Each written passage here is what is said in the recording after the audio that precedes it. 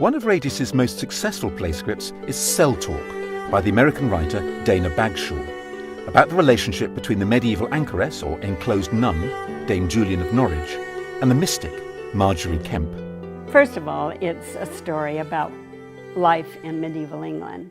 What was it really like? Before I was married, I was with child. I was only 14, and I killed it. Surely there's more to it. How did it happen? And Julian of Norwich lived in a cell. She was an anchoress, which was a common practice in those days.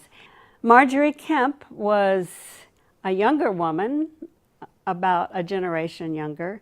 She lived nearby in King's Lynn, and she was a pilgrim. She was a radical religious woman who would go all over the place. 3 times it happened, and then he left, and I was alone. And I hated him. And many weeks later, while I was still consumed with hatred for him, I realised I was with child. It was taking these 2 women and really looking at what their lives were like and having them talk about their lives. Julian of Norwich lived in a bubble, so to speak. She was an intellectual, a mystic, and Margery was really a woman of the world. For I know now that I'm afraid of death. I stood there, trembling when they accused me of lollody.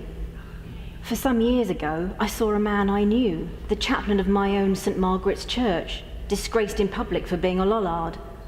I felt the wrath of the people around me. Indeed, in shame, I confess I joined them, hurling insults and abuse along with rotten eggs and turnips. And 2 years later, I heard he was burned at the stake in London. Was that William Sawtry? It was. Still sends a shiver down my spine.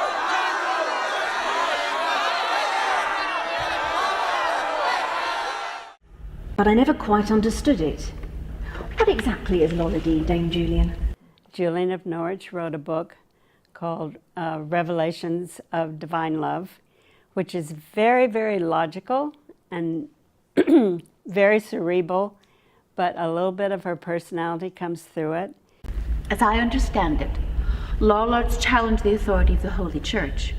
They claim that believers can know truth by their own readings of the scriptures. But I cannot read.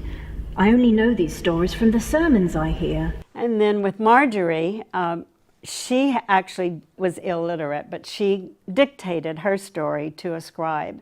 So I read her story, and it was all over the map. It was the most unlogical thing you could possibly read. So it's how these 2 women were able to challenge each other. What great opportunities you have known to know God's love. For as I see it, God's love is like the love you have for your husband and your children. I do not think these women were feminists. I mean, there wasn't such a thing in those days. Their primary concern was their spiritual life. God is our natural mother. God is our mother? Christ is our mother. All wisdom working in our flesh. Enough, Dame Julian. You do have some strange ideas. The lollard pits are still there, you know. I passed by them yesterday, smouldering in the mist. The stench was terrible. Each week now they have trials at the cathedral.